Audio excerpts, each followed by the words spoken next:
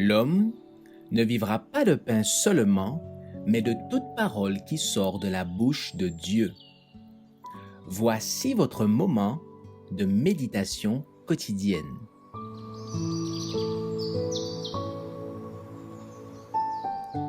Maranatha. Le 7 août, la perfection dans la sphère humaine. Soyez donc parfaits, comme votre Père céleste est parfait. Matthieu 5, verset 48. Notre Sauveur comprend parfaitement la nature humaine et il dit à chacun de nous: soyons donc parfaits, comme votre Père céleste est parfait. Comme Dieu est parfait dans sa sphère, l'homme doit l'être dans la sienne. Ces paroles pleines d'espérance sont adressées à nous qui avons reçu Christ, mais à tous ceux qui l'ont reçu, à ceux qui croient en son nom, elle a donné le pouvoir de devenir enfants de Dieu. Elle nous indique que nous ne devons pas nous conformer avec ce qui est inférieur au caractère remarquable et élevé, formé à la ressemblance divine. Quand on possède un tel caractère, la vie, la foi, la pureté de la religion constituent un exemple instructif pour les autres. Ceux qui attendent un changement de caractère magique sans effort décisif de leur part pour vaincre le péché vont au-devant d'une déception. Aussi longtemps que nous regardons à Jésus, nous n'avons rien à craindre, aucune raison de douter de ceci.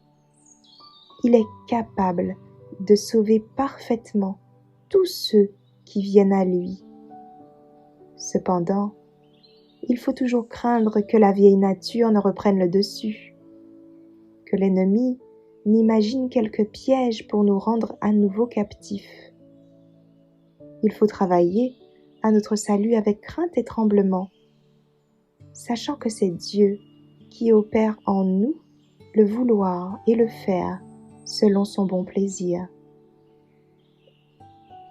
Avec nos moyens limités, nous devons être saints dans notre sphère, comme Dieu est saint dans la sienne.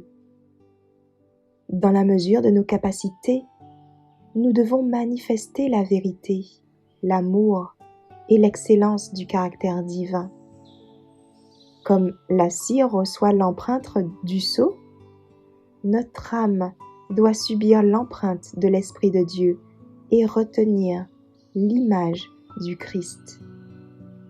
Jour après jour, nous devons croître en amabilité spirituelle. Souvent, nous ne réussissons pas à copier le modèle. Il nous faudra plus d'une fois nous prosterner aux pieds de Jésus et pleurer sur nos manquements et nos fautes. Ne nous décourageons pas. Prions avec plus de ferveur, croyons plus fortement et forçons-nous à nouveau avec plus de résolution de grandir à la ressemblance du Christ.